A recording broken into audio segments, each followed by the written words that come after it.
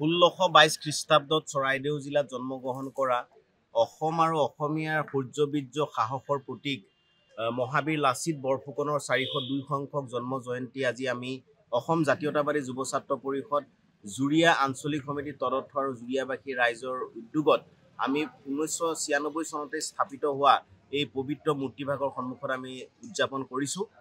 এটা কথা আমি ক'ব লাগিব যে এই মূৰ্তিভাগ 1996 চনতে স্থাপন কৰাৰ পাছত পৰৱৰ্তী সময়ত এই মূৰ্তিভাগ প্ৰাকৃতিক কাৰণত বিভিন্ন ক্ষয়ক্ষতি হৈছে। আজি এই পবিত্ৰখনত মূৰ্তিভাগ আমি পুনৰ নিৰ্মাণৰ কাৰণে মৃণাল সিংহ ডাঙৰীয়াক আমি দায়িত্ব অৰ্পণ কৰিছো। এই আপাহতে আমি জুৰিয়াবাসী ৰাইজ, নগাঁওবাসী ৰাইজ, অসমবাসী ৰাইজৰ সৰ্বতো সহযোগিতা কামনা কৰিছো। মহাবীৰ লাচিত বৰফুকনৰ যি সাহস সৌৰ্যবীৰ্য নৱপ্ৰজন্মৰ কাৰণে এক সাহসৰ প্ৰতীক হৈ ৰওক, সেইটো আমি কামনা কৰোঁ অসম জাতীয়তাবাদী যুৱ ছাত্ৰ পৰিষদে। কিয়নো যে বীৰ লাচিত বৰফুকন অকল আমি সভাই মেলে মিটিঙে কৈ থাকিলেই নহ'ব, তেখেতে যি সাহসেৰে অসমীয়া জাতিটোক চাৰিও দিশৰ পৰা যি ৰক্ষা কৰিবৰ কাৰণে সুৰক্ষা কৱচ পিন্ধাবৰ কাৰণে যি প্ৰযত্ন কৰিছিলে, নৱপ্ৰজন্ম তাৰ দ্বাৰা আপ্লুত হ'ব বুলি আমি আশা কৰোঁ। সেয়েহে অসম জাতীয়তাবাদী যুৱ ছাত্ৰ পৰিষদে অসমৰ বিভিন্ন প্ৰান্তত আয়োজন কৰাৰ দৰে এই জুৰিয়াবাসী ৰাইজৰ উদ্যোগত আজি আমি ইয়াতো আয়োজন কৰিছোঁ। কেন্দ্ৰীয়ভাৱে কলিয়াবৰতো আয়োজন হৈছেই। সেয়েহে আমি এই আপাহতে সকলো ৰাইজলৈ ধন্যবাদ জ্ঞাপন কৰিছোঁ।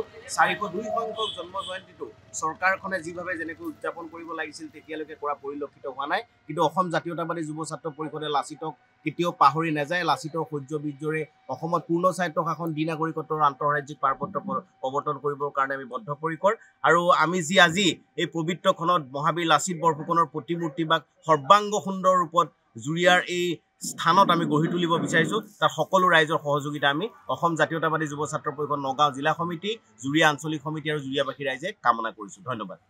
1622 খ্ৰীষ্টাব্দত চৰাইদেউ জিলাত জন্মগ্ৰহণ কৰা অসম আৰু অসমীয়াৰ সূৰ্যবীৰ্য সাহসৰ প্ৰতীক মহাবীৰ লাচিত বৰফুকনৰ 402 সংখ্যক জন্ম জয়ন্তী আজি আমি অসম জাতীয়তাবাদী যুৱ ছাত্ৰ পৰিষদ জুৰিয়া আঞ্চলিক সমিতিৰ তদৰ্থ আৰু জুৰিয়াবাসী ৰাইজৰ উদ্যোগত আমি 1996 চনতে স্থাপিত হোৱা এই পবিত্ৰ মূৰ্তিভাগৰ সন্মুখত আমি উদযাপন কৰিছোঁ। এটা কথা আমি ক'ব লাগিব যে এই মূৰ্তিভাগ 1996 চনতে স্থাপন কৰাৰ পাছত পৰৱৰ্তী সময়ত এই মূৰ্তিভাগ প্ৰাকৃতিক কাৰণত বিভিন্ন ক্ষয়ক্ষতি হৈছে। আজি এই পবিত্ৰখনত মূৰ্তিভাগ আমি পুনৰ নিৰ্মাণৰ কাৰণে মৃণাল সিংহ ডাঙৰীয়াক আমি দায়িত্ব অৰ্পণ কৰিছোঁ। এই আপাহতে আমি জুৰিয়াবাসী ৰাইজ, নগাঁওবাসী ৰাইজ, অসমবাসী ৰাইজৰ সৰ্বতো সহযোগিতা কামনা কৰিছোঁ। মহাবীৰ লাচিত বৰফুকনৰ যি সাহস সৌৰ্যবীৰ্য নৱপ্ৰজন্মৰ কাৰণে এক সাহসৰ প্ৰতীক হৈ ৰওক, সেইটো আমি কামনা কৰোঁ অসম জাতীয়তাবাদী যুৱ ছাত্ৰ পৰিষদে।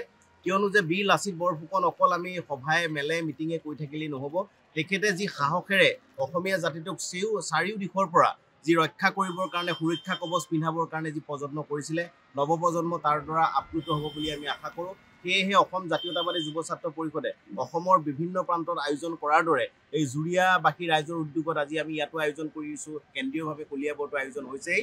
সেয়েহে আমি এই আপাহতে সকলো ৰাইজলৈ ধন্যবাদ জ্ঞাপন কৰিছোঁ।